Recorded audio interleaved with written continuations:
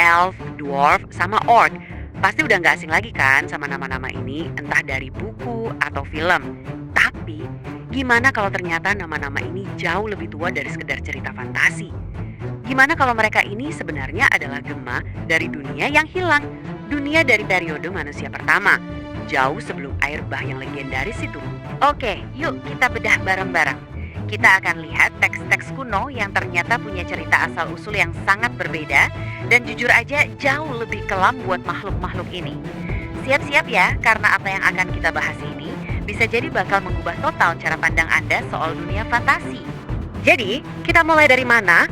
Begini, kita akan coba bandingkan pandangan fiksi modern yang kita kenal sekarang dengan sebuah gagasan radikal.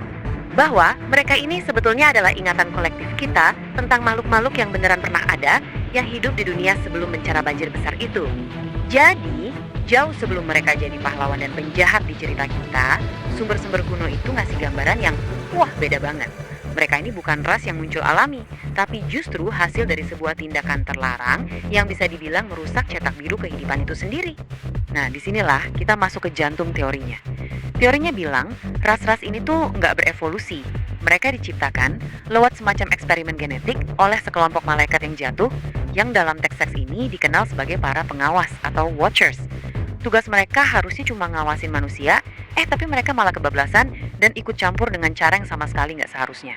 Oke, jadi kata kuncinya di sini adalah miscegenation.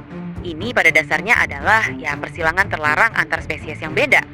Menurut teks-teks kuno ini, percampuran antara malaikat, manusia, dan bahkan hewan, inilah yang jadi biang keladi dari semua kekacauan yang terjadi, yang akhirnya bikin seluruh dunia harus dibersihkan. Nah, kutipan ini benar-benar kayak bukti pamungkasnya. Ini dari kitab raksasa, sebuah teks kuno yang ditemukan di Qumran. Di sini jelas banget disebut kalau mereka nggak cuma mencampuri manusia, tapi juga hewan untuk menciptakan apa yang disebut monstrosities atau makhluk-makhluk mengerikan. Oke, kita lanjut ya. Gimana caranya? Satu tindakan terlarang ini, katanya, bisa melahirkan 3 ras legendaris yang kita kenal. Masing-masing ternyata punya peran yang spesifik banget di dunia kuno yang kacau balau itu. Yang pertama, kita punya elf. Tapi lupakan dulu gambaran elf yang tinggal di hutan dan baik hati. Versi kuno ini beda banget.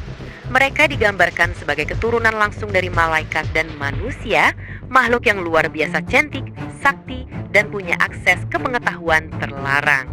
Nah, ini yang bikin menarik. Coba lihat deh.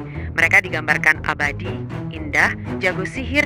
Ini kan ciri-ciri yang kita kenal. Tapi lihat hubungannya. Mereka dianggap generasi kedua malaikat atau Nephilim.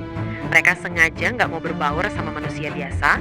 Dan karena kekuatan dan pengetahuan mereka yang di luar nalar itu, mereka akhirnya dianggap sebagai makhluk setengah dewa. Oke, dari elf kita pindah ke bawah tanah. Sekarang giliran para dwarf. Bukan sekedar penambang yang pemarah ya, tapi perannya jauh lebih strategis. Mereka ini adalah para ahli metalurgi, produsen senjata untuk dunia yang lagi diambang perang besar. Dan ini benar-benar ngasih gambaran yang jelas soal fungsi mereka. Menurut kitab Heno, ada satu malaikat jatuh namanya Azazel yang ngajarin mereka cara nambang dan ngolah logam. Buat apa? Buat jadi pemasok senjata bagi para raksasa Nephilim. Jadi, mereka ini ibaratnya industri militernya zaman kuno. Dan yang terakhir mungkin yang paling mengerikan. Kita punya orc. Mereka adalah hasil paling brutal, paling kasar, dan paling nyata dari semua eksperimen terlarang ini. Mereka adalah perwujudan dari kerusakan dan kekerasan itu sendiri. Kalau kita lihat deskripsi kunonya, ini benar-benar horor. Mereka disebut Nephilim kasta rendah, atau dalam teks kuno namanya Eliot. Kasar, haus darah, kanibal, dan yang paling penting, mereka dianggap gak punya jiwa. Mereka hidup cuma buat perang, memperbudak, dan bahkan menyerang pemukiman manusia cuma buat cari makan. Oke, pertanyaannya sekarang, kalau memang makhluk-makhluk sekuat ini pernah ada, kemana mereka semua pergi? Nah, teks-teks kuno ini punya satu jawaban yang sangat dramatis dan mengubah segalanya. Dan disinilah air bah masuk ke dalam cerita.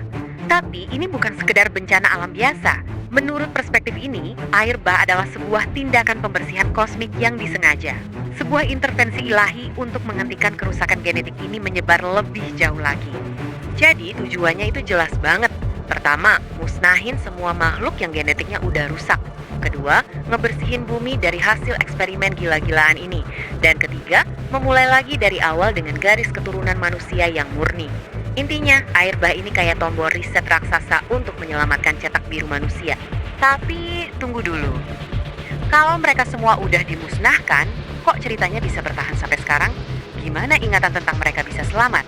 Nah, ini yang membawa kita ke sebuah koneksi yang sama sekali nggak terduga antara mitos kuno ini dan fantasi modern. Dan disinilah semuanya jadi nyambung dan jujur bikin saya merinding. J.R.R. Tolkien, dia bukan cuma penulis novel fantasi, dia itu seorang filolog, ahli bahasa dan teks-teks kuno. Jadi, waktu dia nulis tentang elf, dwarf, dan orc, dia nggak ngarang dari nol. Dia mengambil inspirasi dari tradisi-tradisi kuno yang sama yang kita bahas ini. Seolah-olah dia menerjemahkan sebuah memori sejarah yang hilang untuk kita di zaman modern. Jadi, sebagai penutup, coba deh renungkan ini.